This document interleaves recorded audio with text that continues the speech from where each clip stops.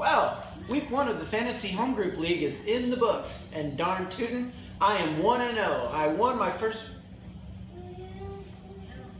I didn't win. I lost big time. Okay. Let's just roll it.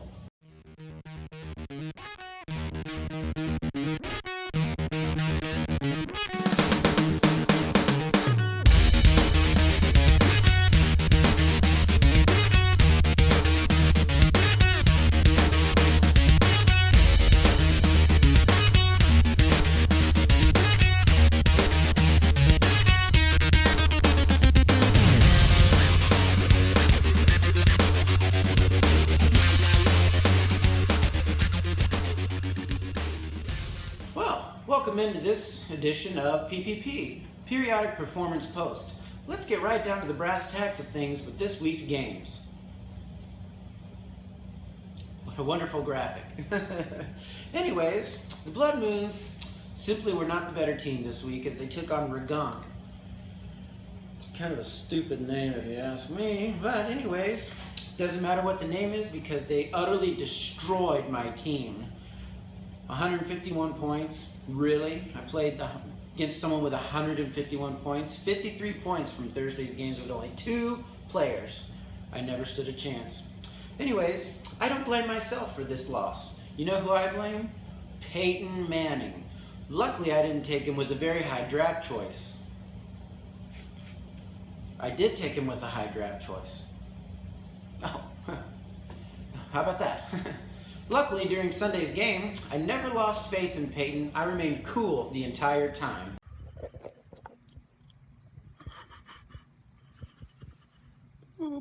Peyton. In honor of Sunday's game, I actually did my best Peyton Manning impression. Let's take a look.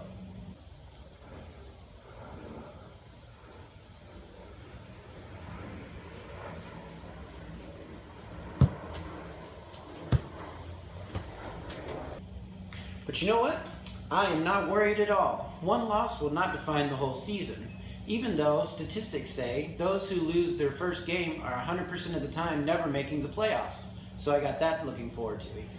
Anyways, many of you also ridiculed me for taking Arian Foster so high in the draft this year. But you know what?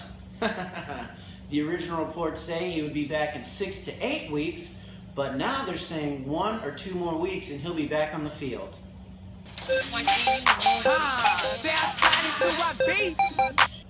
Let's get down to the next game. Landry's boys took on a devastating loss to This Team Sucks. Can I say suck? I can say that. Okay, apparently I can say suck. This Team Sucks. Good game. 100 points scored by This Team Sucks. Landry's boys coming in at 94. Hey, but let's give Mr. Darren Jamison some credit. Starting Tom Brady over Andrew Luck, what a call. I think Tom Brady's going to be good for the duration of the season. It was a good call by Mr. Jamison. He gets 2 stars this week. E stars, they don't mean anything. Let's get down to our next game. All right, the Purple People Eaters, shirts blue, versus the Uptown Fun U-Ups. Funk you ups.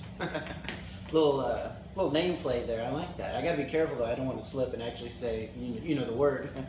Yeah, it was a great game. Good contributors all around here. You kind of hope the Purple People Eaters would take on some losses, knowing that they're going to get Le'Veon Bell back. But you know what? They're 1-0. It looks like the Uptown Funk You Ups is going to have a good team this year as well. So we'll monitor these two moving forward. Let's move on to our next matchup from this past weekend.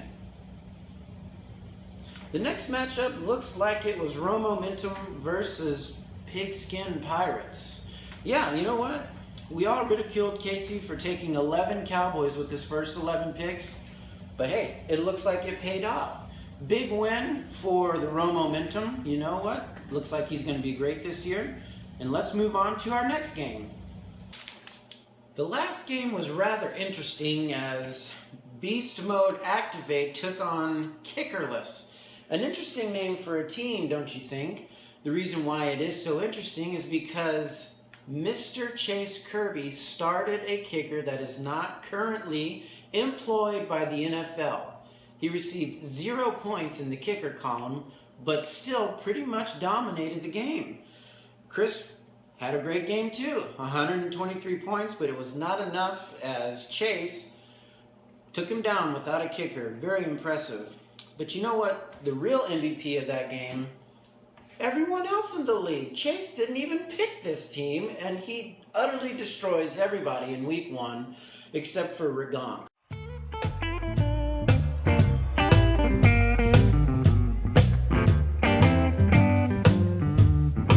This week's player profile is none other than David Mitchell, owner of the Pigskin Pirates. Let's learn a little bit about him.